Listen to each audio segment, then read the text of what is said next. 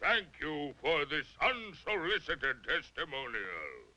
And now, by special permission of the Commander-in-Chief, me, here is Mars' first space explorer, Colonel Cosmic.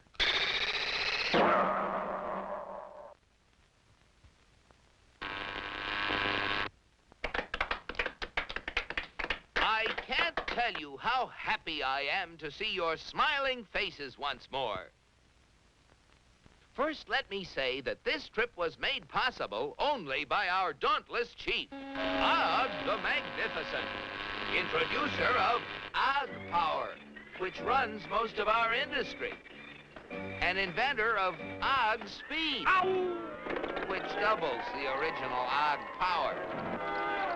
A short time ago, the master was having trouble with the state limousine. He had, of course, developed the explosive charge. But it was inclined to get a little out of hand, just slightly. And of course, there was always the problem of friction. Parts rubbing together, heating up, and causing all sorts of trouble.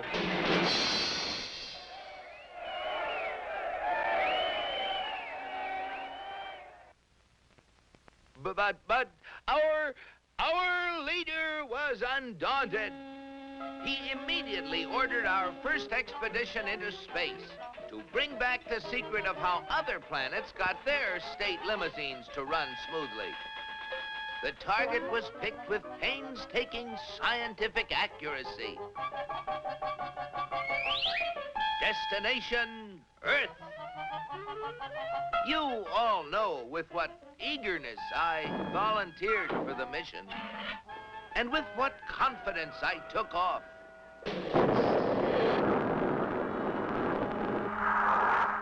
I took careful bearings and set out for my goal. It seemed no time till I was approaching a country of Earth called, the United States of America. I set her down like a feather.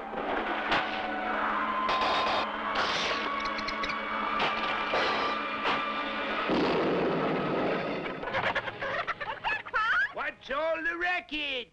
Naturally, I protected government property by making the saucer invisible. They're after the chickens, Ma. although the natives showed great interest in me, I decided to make myself invisible too. Seeing moving lights in the distance, I headed for them. What phenomenal luck! I had landed close to what seemed to be an endless procession of state limousines.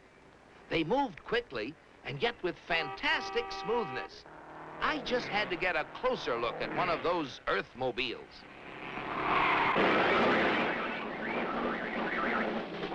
Just as I thought. Not only smooth and efficient, but powerful as well. I watched them for hours. Great Ganymede, they were superb. I just couldn't help comparing them with ours, if you call that a comparison. Surely these vehicles must be the property of the highest officials. I was wrong. It seems that almost everybody in this country has one of those, they call them automobiles. They use them for transportation, for business, for pleasure. They use them for all sorts of things. I found that these vehicles gather at places called service stations, where they are fed, lubricated, that's how they beat friction, and given the finest care. The source of their nourishment was something called petroleum.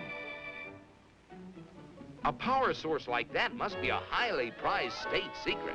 I had to find out about it. Perhaps the secret lay within this government archives building. It was heavily guarded, but casting discretion to the winds, I walked boldly inside. Their code was remarkably easy to break. They merely substituted the word oil for petroleum. And I soon got hold of a veritable mine of classified information. I began to assimilate the material. I soon found out that though petroleum products are easily found anywhere, petroleum itself is a very elusive substance. Experts have to search for it constantly in all the most likely and unlikely places with all kinds of scientific devices. When they figure they found a good spot, they drill a hole in the ground called an oil well, for almost all oil lies far beneath the surface of the earth. These wells go down thousands of feet and cost a lot of money to drill. But that's no guarantee that they're going to find oil. Matter of fact, in exploratory drilling, only 1 well in 9 finds any oil at all. Only 1 in 44 recovers enough oil to pay for itself. And only 1 in almost 1,000 makes a major discovery. Pretty big odds. Yet America's proved reserves, the oil supplies still underground, have kept increasing steadily. I couldn't imagine how this ever-increasing supply of oil was achieved until I found that there's not just one, but thousands of oil companies each other to discover and develop new sources of oil. For believe it or not, in the USA, anyone who is willing to risk it can drill for oil. But oil discovery is only part of the story. Once they get oil out of the ground, it has to be moved through pipelines, on ships, or in tank cars, to fantastic processing plants called refineries. Crude oil goes in, and great Jupiter, the things that come out. Gasoline, for example, the most efficient mobile power source on Earth. That was the stuff that powered all those cars and trucks. And asphalt, which makes smooth, durable roads. It seems that oil not only runs cars, it even gives them something to run on. Another oil product is the diesel fuel, which runs giant trains across the nation. In winter, fuel oil made from petroleum brings warmth and comfort to millions of homes. And still other fuels help defend America's shores and skies. From refineries also come the lubricating oils and greases that keep the wheels turning in America. But that still isn't all. Crude oil, like everything else, is made up of billions of tiny molecules. And using the magic of research, oil companies compete with each other in taking the petroleum molecule apart and rearranging it into, well, you name it, fabrics, toothbrushes, tires, insecticides, cosmetics, weed killers, a whole galaxy of things to make a better life on Earth. And you know, it isn't just oil companies that try to outdo each other, competing for the customer's dollar. The same story is true of almost every successful business enterprise in America. The result? A higher standard of living in the USA than in any other country on the whole planet. At last, the secret was mine. And now, to get proof of my discovery, smuggled past the border guards. In spite of my infinite precautions, one of them became suspicious and gave the alarm. Come back for the eggs, did you? Yeah, Pa! And so, with the fond farewells of the natives ringing in my ears, I took off once again for Mars. My landing was a little bumpy, but I saved my precious cargo. Yes, I brought the secrets back with me, and here they are. The big secret is, of course, oil, which has brought a better life to all the people in the USA. But the key to making oil work for everybody is competition. Fellow Martians, I thank you. Very interesting, Colonel. Oil, huh? Sounds splendid. But that, what was it? Competition. Not our kind of thing at all. Why, competition is downright un-Martian. Oil? We'll have oil for everybody. That's all we need. Oh, boy, oil!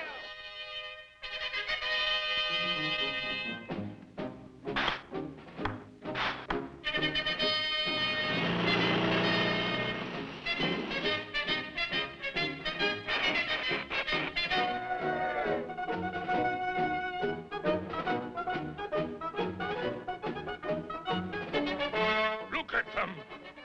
You know what this means, Cosmic?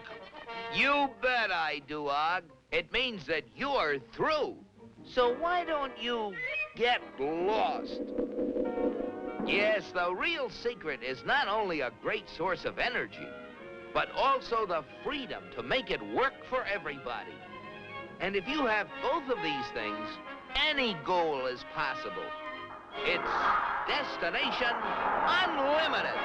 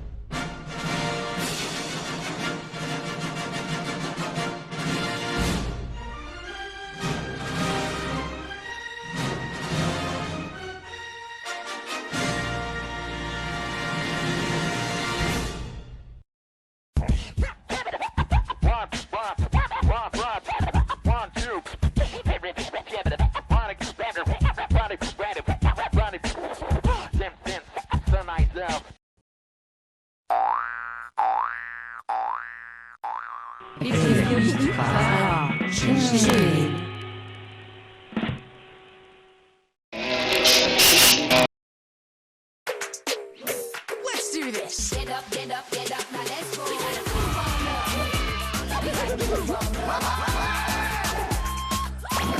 Who is Superman. Interstellar! I look good when I'm big. Think funny.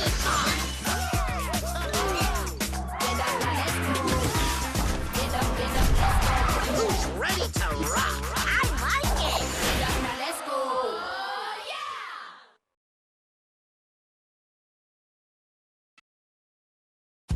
Moedinhas e chocolate pan é um tesouro bem gostoso de comer. Moedinhas e chocolate pan é uma delícia, todo mundo vai querer.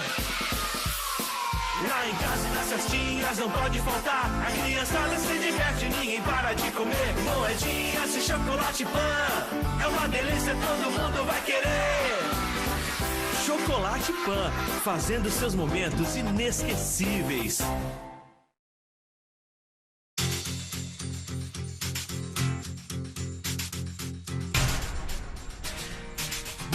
Mais do que qualquer riqueza, conhecimento ninguém pode nos tirar. E é isso que nos dá certeza. É preciso educar, educar, educar também é nosso destino. E o SESI cumpre a sua vocação. Aqui tem qualidade de ensino, transformando pela educação. Tem futuro e oportunidade, nosso SESI tem tudo isso. Tem educação de qualidade, esse é o SESI, esse é nosso compromisso. Acreditar nessa transformação, educar, esse é o melhor caminho, formando sempre novos cidadãos. São mais de 180 mil brasileirinhos. Tem futuro e oportunidade, nosso SESI tem tudo isso. Tudo isso tem educação de qualidade, esse é o SESI, esse é nosso compromisso. Tem futuro e oportunidade, nosso SESI tem tudo isso. Tudo isso tem educação de qualidade, esse é o SESI, esse é nosso compromisso. Tem futuro, tem, esse é o SESI, esse é nosso compromisso.